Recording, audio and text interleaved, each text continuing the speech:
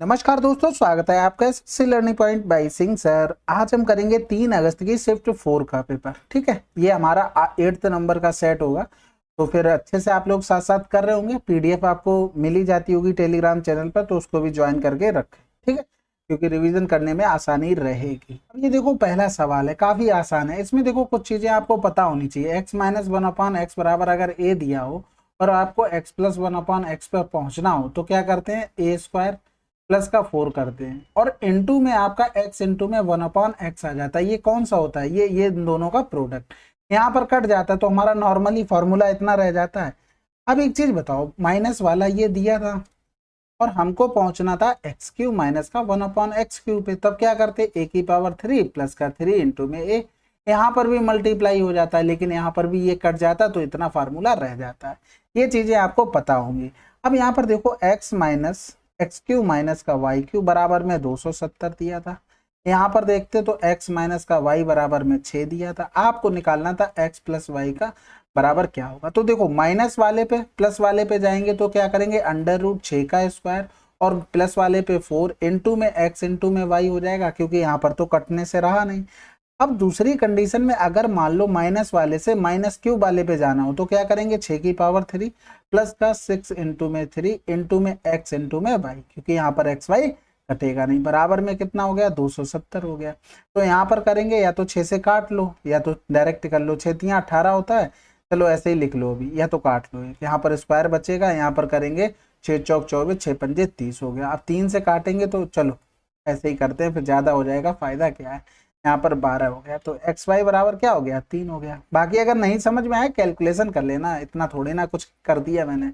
यहाँ पर करेंगे 4 गुणे में 3, 4 तियां 12, 6 36 यानी कि 48 हो गया, जिसको लिख सकते हैं 16 गुणे में 3, यानी कि रूट के बाहर करेंगे तो 4√3 आंसर। अगला सवाल। अब इस सवाल को देखो, ये काफी अच्छा सवाल है। आप देखो, इसमें वैल्यू पुटिंग करेंगे, वो तो एक ऑप्शन है ही आपके पास। अगर वही मैं करके दिखाऊंगा तो कुछ नहीं होगा भाई। आप पी का मान निकालेंगे, क्यू का मान, ऑप्शन सारे चेक कर लेंगे, आंसर आपको पता लग जाएगा। हम आपको इसका सोल्यूशन करके दिखा देते हैं। अब यहाँ पर देखो, अगर मान लो p square plus q square निकालना है तो दोनों का होल स्क्वायर करना पड़ेगा, तब उसके बाद जोड़ना पड़ेगा। या फिर आप क्या करेंगे, या तो माइनस वाला चाहिए होगा तो P minus Q, P plus Q निकाल लो। तो अगर p प्लस क्यू निकालते हैं तो हमें P square plus q square plus 2pq भी मिल सकता है। तो हम इसी पर काम कर लेते हैं, एक बार करते हैं p प्लस क्यू। तो दोनों को जब जोड़ोगे तो cos ए कैंसिल आउट हो जाएगा, यहाँ पर क्या हो जाएगा, 2 cot a हो जाएगा। अब जब एक बार दोनों को घटाओगे तो यहाँ पर क्या होगा, ये माइनस वाला प्लस बन जाएगा और cot से cot कैंसिल आउट हो जाएगा, तो बन जाएगा 2 cos a। बात समझ गए। अब जब आप होल स्क्वायर करोगे तो अपॉन में तो आने का कोई चांस नहीं बनता है भाई। यहाँ से अगर आपका अपॉन में आ जाएगा तो फिर कैसे बन पाएगा, किसी भी तरीके से नहीं बनेगा। तो ये तो कैंसिल आउट कर सकते थे ना।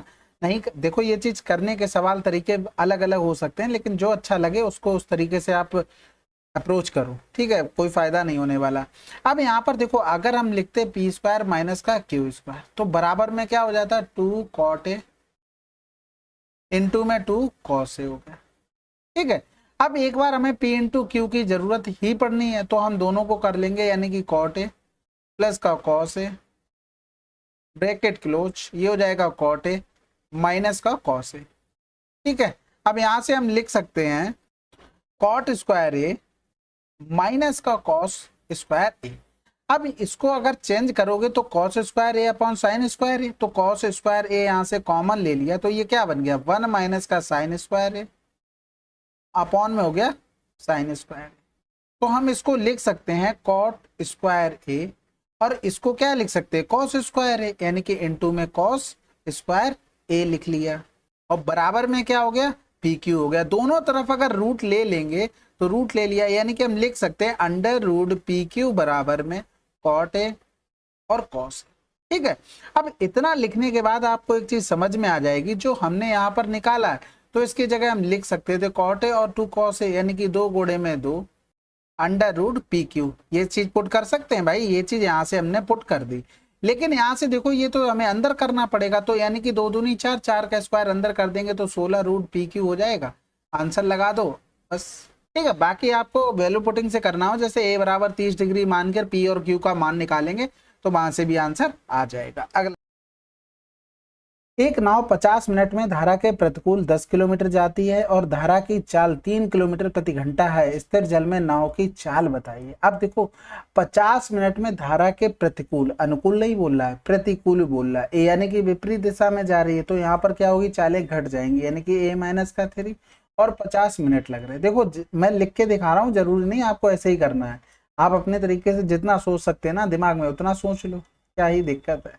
तो यहाँ पर ए बराबर कितना हो गया, 15। अगला सवाल, आपको सेक थीटा बराबर इतना दिया था, आपको कॉट स्क्वायर थीटा निकालना था। देखो आपको फार्मूला भी पता होगा, cosec square theta minus cot square theta बराबर 1 होता है।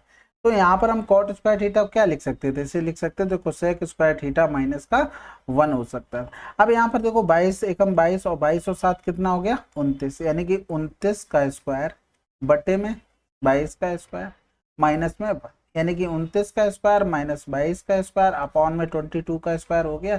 अब ये तो कैंसिल आउट हो गया क्योंकि नीचे 484 आना ही आना है। ऊपर लिख सकते हैं ए स्क्वायर माइनस बी स्क्वायर का फार्मूला, यानी कि एक बार जोड़ देंगे तो 9 2 11, हाथ से लगाए 3 2 5, एक बार घटा देंगे यानी कि 7 आ गया बटे में 484 हो गया। तो 7 एकम 7 यूनिट डिजिट मिल गया, काम खत्म। ठीक है, 7 एकम 7 हो गया, 7 पंजे 35, आंसर आ गया 484, ये था। ठीक है, यहाँ पर सही कर लो। अगला सवाल, अब ये तो बहुत आसान सवाल हो गया, बिल्कुल सिंपल दिया था, दोनों को जोड़ देंगे तो ये इससे कैंसिल आउट हो गया, यानी कि 4a बराबर कितना हो गया, 24 हो गया, a बराबर क्या आ गया, 12 आ गया, सॉरी 6 आ गया। अब a बराबर जब 6 आ गया तो वैल्यू पुट करेंगे तो 6 दूनी 12, 14 और 12 का डिफरेंस क्या हो जाएगा, 3b बराबर 2 हो गया, यानी कि b बराबर 2 बटे में 3 आ गया। अब गुणा कर दो, 6 गुणे में 2 बटे में 3, 3 दूनी 6, 2 दूनी 4, आंसर। अगला सवाल, बाजार में 15,000 केजी संतरे हैं, खरबूजे और तरबूजे को मिलाकर मात्रा बताइए। देखो संतरे यानी कि ऑरेंज, यानी कि 15 का मान दिया गया था 15 की, हमें चाहिए क्या था, मस्क मेलन और वाटरमेलन, यानी कि ये 20 हो गया, ये 5 यानी कि 25 हो गया। तो जिसमें भी 25 के लिखा हो आंसर लगा दो। अगला सवाल करते हैं, त्रिभुज एबीसी में एबीसी और एसीबी के आंतरिक समद्विभाजक एक्स पर मिलते हैं। बीएसी 30 डिग्री है तो बी एक्स सी का मान क्या होगा। अब यहाँ पर देखो ए बी सी त्रिभुज बना लो, पहले तो ए और ये बी हो गया और ये सी हो गया। अब ए बी सी और ए सी बी दोनों के आंतरिक समद्विभाजक यहाँ पर मिलते हैं। बी ए सी का मान आपको 30 दिया गया था, इसकी डायरेक्ट प्रॉपर्टी आपको पता होनी चाहिए, अगर नहीं पता है तो उस पर आप अपना काम कीजिए, नहीं तो क्या फायदा है, आप लोग ऐसे ही फंसे रह जाएं। वैसे तो सभी को पता होगी, ऐसा कोई नहीं होगा कि इस सवाल को ना कर पाए। यहाँ पर क्या हो जाएगा 30/2, तो ये 15 हो गया, यानी कि आंसर आ गया 105, काफी आसान। अगला सवाल, एक वृत्त की त्रिज्या 3 सेंटीमीटर और ओ उसका केंद्र है। ओ से 5 सेंटीमीटर की दूरी पर स्थित बिंदु पी से वृत्त पर खींची गई स्पर्श रेखा की लंबाई क्या होगी। अब बताओ, सीधा ट्रिपलेट लग रहा ना, ओ से 5 सेंटीमीटर दूरी पर स्थित ये खींची गई स्पर्श रेखा और ये इसकी रेडियस दी थी जो यहाँ पर स्पर्श रेखा पे 90 बनाएगी, तो ये ट्रिपलेट नहीं हो गया। ठीक है, एक कार्यालय में पुरुषों की संख्या और महिलाओं की संख्या का अनुपात इतना है, यदि कार्यालय में पुरुष और महिलाओं का औसत भार इतना इतना है तो कार्यालय के कर्मचारियों का औसत भार क्या होगा। सिंपल सी बात है, 2 पुरुष थे, पुरुष का औसत भार कितना दिया गया था 56, और यहाँ पर क्या था, महिलाएं 3 थी, यानी कि 51। आप चाहें तो डायरेक्ट गुणा करके भी कर सकते हैं, अगर नहीं आपको करना है तो ऐसा करो 51 मान लो, ये 51 से कितना ज्यादा है, 5 ज्यादा है, तो 2 लोगों में कितना ज्यादा हो जाएगा, 10 ज्यादा हो जाएगा। यहाँ पर तो 0 हो गया, यानी कि 10 ज्यादा हो गया, लेकिन डिवाइड कितने लोगों में होगा, टोटल 5 लोगों में, यानी कि हमने देख लिया 1 लोगों में 2 बढ़ रहा, यानी कि हमने जो एवरेज माना उससे ज्यादा होगा, तो आंसर 53। अगला सवाल, लघुचाप पीसी केंद्र ओ वाले वृत्त के दीर्घ त्रिज्यखंड की परिधि पर क्रमशः बिंदु ए और डी कोण बीएसी बीडीसी को अंतरित करता है। बीडीसी 73 डिग्री है, तो इसका हमको मान बताना है। सबसे पहले तो एक क्या करो, वृत्त बना लो।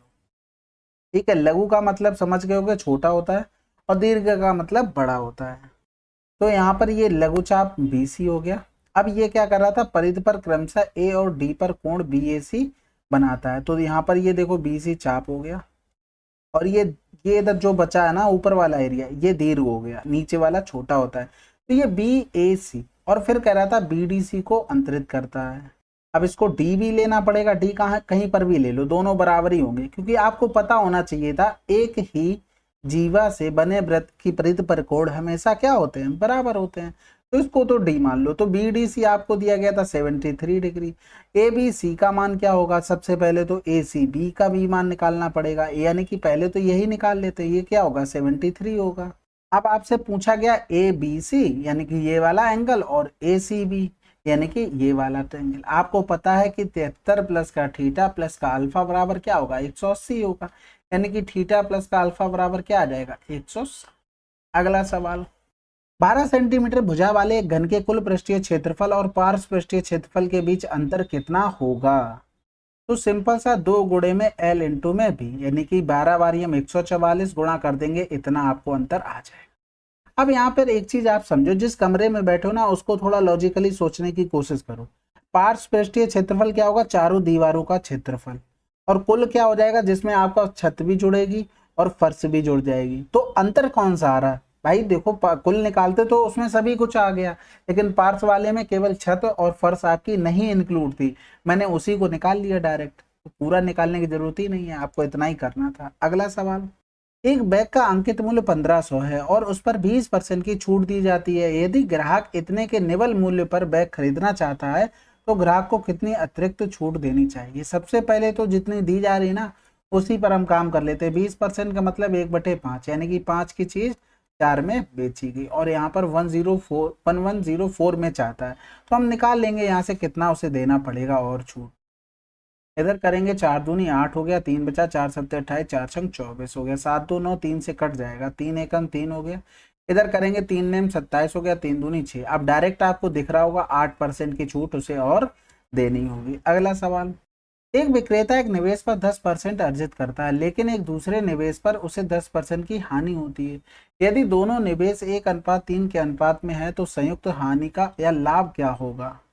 तो देखो हमने रेशियो को चेंज कर लिया, 100 और 300 मान लिया। इस पर 10% अर्जित किया यानी कि 10 रुपया प्रॉफिट किया, इस पर 10% की हानि हो गई, ये दूसरा वाला था, यानी कि इसका 10% निकालोगे तो 30 आ जाएगा, 30 की हानि हो गई, यानी कि यहाँ से कुल मिलाकर हमें 20 की हानि हुई। टोटल खर्चा कितना है हमारा 400, गुणे में कर दो 100, यानी कि 20 दूनी 40 हो गया, और यहाँ से करेंगे 2 पंजे 10, 5% की हानि। समझ गए होगे बात को। अगला सवाल करते हैं। दिशा को 75 पेज की पांडुलिपि को कॉपी करने में 72 घंटे लगते हैं, जबकि मोहित उसी पांडुलिपि को 10 घंटे में कॉपी कर सकता है। वे साथ मिलकर काम कर रहे हो तो 150 पेज की पांडुलिपि को कॉपी करने में कितना टाइम लगेगा। अब यहाँ पर देखो, अगर मान लो हम यहाँ पर 150 कर देते 75 की जगह, तो 150 को उसे कितना लगता, 24 घंटे लगते। यहाँ पर भी अगर 150 कर देते, इसमें भी 2 गुना हो रहा था, तो यहाँ पर भी 20 लगते। अब ये काम दोनों को मिलकर करना था, तो 24 गुणे में 20, दोनों का सम कर दो नीचे, बात खत्म। ये वही काम हो, वही सवाल हो गया। ए करता है 24 दिन में, बी करता है 20 दिन में, दोनों मिलकर कितने दिनों में करेंगे। ठीक है, तो यहाँ से 4 छंग 24 हो गया, 4 एकम 4, 4 एकम 4 हो गया। अब यहाँ पर 120 बटे में 11, तो 11 एकम 11 हो गया, एक बचा, भाग तो जाएगा नहीं। अब 10 बटे में 11 आंसर। अगला सवाल, अब ये तो काफी आसान सवाल था। यहाँ पर देखो ये किसका मान होता है, साइन 90 डिग्री का मान होता है, तो P प्लस क्यू बराबर आपको दे दिया था 90 डिग्री। ये किसका मान होता है, ये आपको 30 डिग्री का कॉस में पता होगा, तो यहाँ पर P माइनस का क्यू कितना हो गया 30। हमको P निकालना है, यानी कि दोनों को जोड़ कर 2 का भाग कर दो, ये तो 90 था ना, तो 120 बटे में 2 कर देंगे, यानी कि 60 आंसर। क्यों पूछता, दोनों को घटाकर 2 का कर देते। अगला सवाल, वर्ष 2021 में सभी 4 राज्यों में स्क्रीनिंग टेस्ट में उपस्थित होने वाले उम्मीदवारों की औसत संख्या क्या है। सबसे पहले तो यही पता लग जाए हैं कौन से। तो देखो ये लिखा है स्क्रीनिंग टेस्ट में उपस्थित होने वाले उम्मीदवार, यानी कि ए हैं जितने उनके लिए। अब 21 की बात कर रहा तो हमारे पास 2900 हो गया, ये 47, तो इनको जोड़ते ही चलते हैं ना, 9 7 16 हो गया, 16 4 20 हो गया, 20 और 8 28 हो गया, यहाँ से लगा 2 2 2 4 8 8 3 11 हो गया, 11 और 4 15 हो गया। यहाँ पर थे कितने टोटल 4, एवरेज निकालना था, तो 4 दिए 12, बचा कितना है 3, 4 नेम 36 हो गया, 4 पंजे 20 आंसर। अब 0 जितने बचे थे 2 बचे थे, उनको भी चिपका देते साथ में। अगला सवाल, the distance between the centre of 2 circle having radius 24 centimetre 18 centimetre respectively is 48 centimetre. Find the length of direct common tangent of 2 circle. देखो कितना आसान हो गया, इन दोनों का डिफरेंस कितना हो गया 6 हो गया। यहाँ पर ये क्या दिया था, डिस्टेंस दी थी 48, तो यहाँ पर अगर हम लगा दें क्या पाइथागोरियन, तो 48 स्क्वायर माइनस 6 का स्क्वायर, यानी कि हम लिख सकते हैं 8 6 14 यानी कि 54, और इनका डिफरेंस कर देंगे तो ये 42 हो गया। अब यहाँ पर हमने ऑप्शन देखा 6, 7 और 5, हमें 7 के मिलने के चांस ज़्यादा दिखे, तो ये 7 हो गया, इधर 54 लिखते, यानी कि 54 में करते 6 चौक 24, 6 पंजे 30 और 2 32, यानी कि ये 18 का स्क्वायर, तो रूट के बाहर निकालते 18√7 आंसर। अब ये आपकी प्रैक्टिस में होना चाहिए, अगर प्रैक्टिस में नहीं है तो फिर दिक्कत है, समझ रहे हो ना बात को। अब ये इन दोनों का सम देखते तो कितना हो रहा है भैया, 42 हो रहा है, जबकि एक्चुअल में 48, यानी कि ये दोनों वृत्त क्या रहे होंगे, एक दूसरे से दूर दूर, इसका सेंटर ये, इसका ये, इन दोनों की डिफरेंस कितना है 48। यहाँ से ये रेडियस होगी आपकी 24, ये रेडियस हो गई आपकी 18। अब हमसे स्पर्श रेखा की बात कर रहा था, यानी कि डायरेक्ट कॉमन टेंजेंट, यहाँ से इसको मैंने मिला दिया, यानी कि इसी स्पर्श रेखा को अगर नीचे उतार लेते ये आ जाता है, यहाँ पर भी 90 की, यहाँ पर भी बनेगा, ये कितना हो गया 24 माइनस का 18, यानी कि 6 हो गया। अब ये ट्रिपलेट लगा के निकाल लिया। लेकिन हाँ, ये चीज़ें आपके दिमाग में चलनी चाहिए कि ऐसे ऐसे पीछे से बैकग्राउंड में चल रहा है, और फार्मूला याद होगा डायरेक्ट, तब तो आप अच्छे से कर ही लेंगे। तो फिर मैं इसलिए फार्मूला नहीं बताता कितना याद करोगे। एक वित्तीय संस्थान यह दावा करता है कि वह वार्षिक साधारण ब्याज की एक निश्चित दर पर 25 वर्षों में मूलधन की 3 गुना राशि देता है। साधारण ब्याज की दर बताना। देखो 3 गुना राशि देता है, यानी कि वो ब्याज कितना दे रहा है, 2 दे रहा है, यानी कि एक राशि है और 25 टाइम है, और हमें रेट निकालनी है, और ब्याज कितना दे रहा है, वो 2 दे रहा है। 25 चौकू 100, यानी कि आर बराबर क्या हो गया 8%। अगला सवाल, शोभा ने 10%, 5% की 2 क्रमिक छूट प्राप्त करने के बाद इतने में एक साड़ी खरीदी, साड़ी का अंकित मूल्य क्या है। देखो सिंपल सी बात है, ये रहा होगा 10% का मतलब हो गया 90%, 5 का मतलब हो गया 95%, बराबर में हो गया 95130। तो यहाँ पर देखो 95 को हटाना पड़ेगा, नहीं तो कुछ बनेगा नहीं। 5 एकम 5 19 हो गया, 5 एकम 5 0, 5 दूनी 10 हो गया, 5 छक्का 30 हो गया। अब यहाँ से गुणा करेंगे तो 9 नेम 81 देगा। एक में ऐसे नंबर का गुणा करो कि हमको 6 मिल जाए। तो 5 का करेंगे 5 मिलेगा, 6 से 6 मिल जाएगा, 4 से 4 मिलेगा, 2 से 2 मिलेगा, यानी कि ये कैंसिल हो गए। आंसर लगा दो। ऑप्शन अब मैंने देख लिए थे पहले कि इनमें यूनिट डिजिट सब में अलग अलग हमको अपेयर हो रही थी, बात खत्म हो गई वहीं पर, पूरा करने की जरूरत ही नहीं। अगर करना चाहते हो तो आ जाएगा, इतना तो आपको पता ही है। चलो फिर अगला सवाल करते हैं। 3:4, 6:7 का मिश्रित अनुपात इतना है तो x का मान बताना है। अब यहाँ पर देखो कुछ लोग तो घबरा जाएंगे, नहीं तो मतलब क्या है, मिक्स रेशियो की बात की है, यानी कि 3/4 गुणे में 6/7, इसका मान दिया था 36/x। 6 18 दूनी 36 हो गया, तो x बराबर 7 चौक 28 दूनी 56 आंसर। ठीक है, तो ये चीजें पता होनी चाहिए, नहीं तो छोटी छोटी चीजें बड़ी बन जाती हैं। एक चीज बताओ, ये फार्मूला इसी के ऊपर तो डिपेंड होता नहीं है, ये फार्मूला 2 चीजों पे डिपेंड होता है। किसके ऊपर, एक तो a + b + c बराबर 0, एक कंडीशन होती है a बराबर b बराबर में c, समझ रहे हो ना। तो 2 कंडीशन होती है, ये इसने फॉलो नहीं किया तो हम कह रहे ये फॉलो होगा, तो फार्मूला तो आपका यही रहेगा, ऐसा थोड़ी ना कि चेंज हो जाएगा कुछ। अगला सवाल, यदि 2 वर्ष के लिए 18% वार्षिक दर से संयोजित ब्याज 981 है तो धनराशि का वर्तमान मूल्य बताना। संयोजित लग गया, आप तो समझ जाएंगे कंपाउंडेड। अगर नहीं समझ पाते तो एक चीज क्या करो कि इंग्लिश चेंज करके देख लिया करो, एग्जाम में दोनों पॉसिबल ऑप्शन होते हैं। तो देखो अगर आपको 2 साल का इफेक्टिव आपको रेट निकालनी हो ब्याज के लिए, तो ये फार्मूला होता है, यानी कि 18 + का 18 + का 18 गुणे में 18 बटे में 100। तो यहाँ पर 18 दूनी 36, 18 18 324, यानी कि 36, यानी कि 39.24 ये परसेंटेज आ जाएगा। तो अब यहाँ पर अगर हम मान लेते कि प्रिंसिपल 100 है, टाइम हमारा 2 वर्ष है, और ये इफेक्टिव ब्याज हमारा इतना, इसका निकालते तो कितना ब्याज आ जाता है, यानी कि CI कितना आ जाता है, तो 39.24, यही तो निकाला है, इसी का मान दिया गया था आपको, कितना 981, और आपको निकालना था 100 बराबर। तो ये हटा देंगे तो ये 00 पहुंच गया। इधर देखो यहाँ से ये पूरा पूरा 4 बार कट रहा है, तो इसको काटेंगे, ये कितना हो गया 2500, आंसर आ जाएगा। अगला सवाल, 10 अंकों की संख्या इतनी है 88 से विभाज्य x + y का सबसे छोटा मान क्या होगा। तो यहाँ पर 780x533/24 और 11 8 88। तो देखो अब सबसे छोटा मान चाहिए, यानी कि x और y की सबसे छोटी वैल्यू चाहिए। तो यानी कि हम अगर 8 से डिविजिबिलिटी देखते तो y बराबर 0 रख दें, कोई दिक्कत है, कोई दिक्कत नहीं है। यानी कि अभी तो y का सबसे छोटा मान मिल गया। अब आते हैं किस पर, हम आते हैं x के ऊपर। तो यहाँ पर 7 हो गया, 7 5 12 हो गया, 12 और 3 15 हो गया, 15 2 17 हो गया। फिर यहाँ पर दूसरी कंडीशन में हो गया 8 प्लस का x, 8 3 11 प्लस में y हो गया, और 11 और 4 15, यानी कि 15 और x प्लस का y हो गया। इन दोनों का डिफरेंस कितना आना चाहिए, या तो 0 या तो 11 आना चाहिए। अब y बराबर अगर 0 मिल गया तो x बराबर 2 रख देंगे तो 0 पता लग जाएगा, बिल्कुल पता लग जाएगा।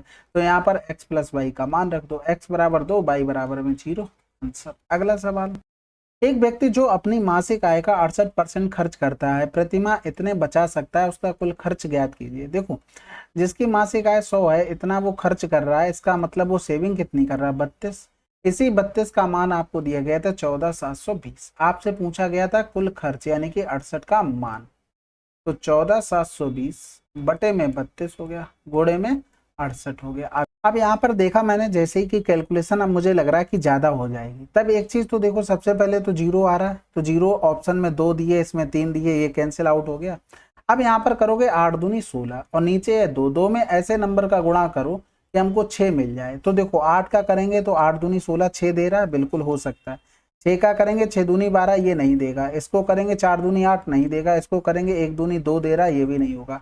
आंसर लगा दो। बाकी कैलकुलेशन कर सकते हो, लेकिन ऑप्शन मैंने देखे कि भैया इतने अलग अलग दिए गए हैं तो फिर क्या ही दिक्कत है, ऐसे ही कर लेते हैं। रेलगाड़ी बी और सी में सभी श्रेणियों को मिलाकर कितनी बर्थ खाली हैं? तो भैया यहाँ पर देखो 200 क्षमता थी, खाली कितनी है, यहाँ पर 10 है, यहाँ पर 2 खाली है। यहाँ पर भी क्षमता 200 थी, यहाँ पर कितनी खाली है, 17। यहाँ पर 9 खाली हो। यहाँ पर करेंगे तो ये 52 खाली हो गई, यहाँ पर करेंगे तो ये 36 खाली हो गई। इसमें हम देखेंगे तो 85 हो गई, यहाँ करेंगे तो ये 9 हो गई। इसमें हम देखेंगे 414, यानी कि ये हो गई 86, और इधर 484 का मतलब हो गया ये हो गई 16। अब सबको क्या करना पड़ेगा, जोड़ना पड़ेगा। लेकिन जोड़ने से पहले भी एक बार ऑप्शन देख लेते कि यहाँ पर कुछ काम बन सकता है। अगर 2 आ गया तब तो सारे करने ही पड़ेंगे, नहीं आया तो काम हो जाएगा। ठीक है, तो यहाँ पर जोड़ते हैं 7 2 9 5 14, 14 और 6 20, 6 26, 26 में 9 जोड़ दिया 35, 35 और 6 41, 41 में 11 जोड़ देंगे तो आ जाएगा 52। हासिल लगा 5, यानी कि ऑप्शन हमें 2 सेम मिल गए। अब 5 हो गए, 5 1 6 1 7 5 12 8 20 हो गया, 20 और 8 28, 28 और 3 31, 31 में 1 जोड़ देंगे तो 32, आंसर 322। अगला सवाल, चलिए फिर 3 की शिफ्ट 4 आपकी समाप्त हो गई। हो सकता है थोड़ा स्लो रहा हो, लेकिन मैंने भी देखा एक बार ट्राई करके कि स्लो हो जाए तो कैसा रहेगा। ठीक है, आप लोग कमेंट करके बताइएगा कि कैसा लगा। बाकी पढ़ाई कंटिन्यू रखना है आपको, इसमें बिल्कुल भी ढील नहीं डालनी है, चाहे 2024 का दे रहे हो चाहे 2025 का, पढ़ाई आपको जम के करनी है। चलो फिर मिलते हैं अगली वीडियो में, तब तक के लिए जय हिंद जय भारत।